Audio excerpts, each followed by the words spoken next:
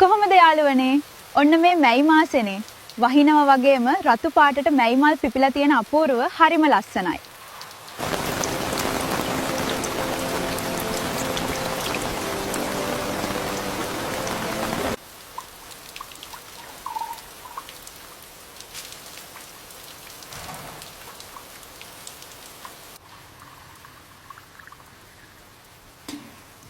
මේ සීතලට බොන්න හොඳ කෝපි එකක් තමයි.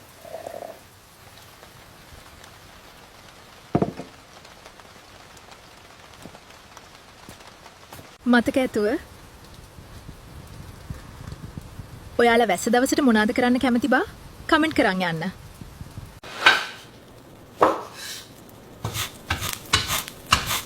ඇත්තටම ළමයි වහින දවසට මේ වගේ උණු උණු පොල් රොටිත් එක්ක කටට සැරලුණු මිරිස නම් සුපිරි.